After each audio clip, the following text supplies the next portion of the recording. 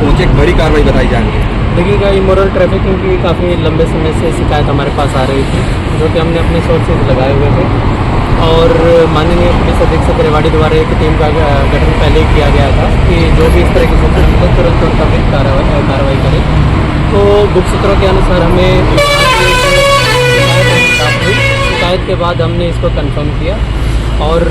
यहाँ पे रेड करने के दौरान हमें लगभग 9 युवतियाँ जो कि हरियाणा की और हरियाणा से बाहर की हैं युवतियाँ, और उसके अलावा कुछ ग्राहक यहाँ पे मिले और मौके पे हमने जो यहाँ पे संचालक था उसको राउंड अप किया है और उसके साथ साथ जो यहाँ के और वर्कर थे उनको भी राउंड अप किया है। अभी पूरे के पूरे एक बार संक्षेप में एक बार इनकी पूछताछ जारी है और जैसे ही हालात आएंगे आपको अवगत कराएंगे। किस तरह से ट्रैप किया गया, बड़ी कार्रवाई कही जाएगी और क्या कोई ग्राहक भेजा था, किस तरह से ट्रैप किया? देखिएगा, जो बेसिकली हमारी मोडस ऑपरेंडी थी ये थी कि गुप्त सूचना के आधार पे हमने एक अपना एक डाउट एक ग्राहक बनाकर यहाँ पे भेजा गया, उसके द्वारा यहाँ पे बुकिंग करवाई गई। बुकिंग के दौरान उसको लड़कियाँ दिखाई गई थी, उसके बाद उसको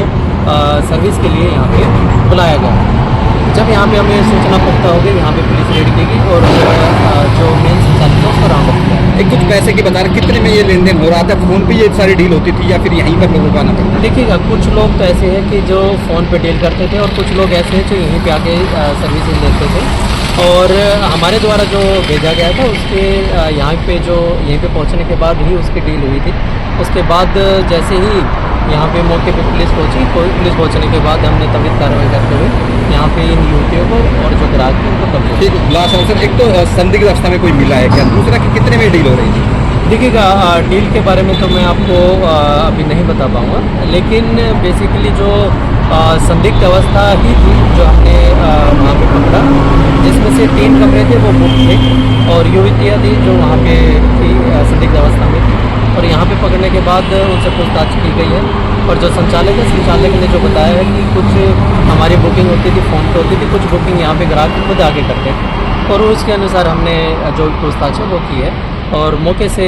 मैंने जैसे आपको पहले बताया संचालक को अरेस्ट किया है और जो मेन मालिक है उसको भी अरेस्ट किया जाएगा और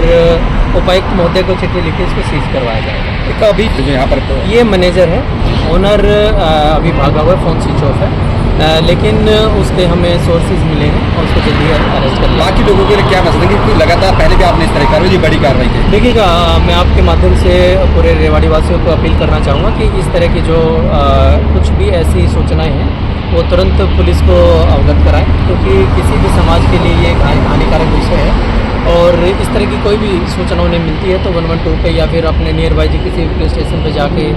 या फिर किसी पुलिस चौकी में जाके वो शिकायत करें, क्योंकि समाज का एक ताना बाना है, एक सिस्टम है, उसी के अनुसार चलती है। ये इस तरह की कार्रवाई कहीं ना कहीं समाज में एक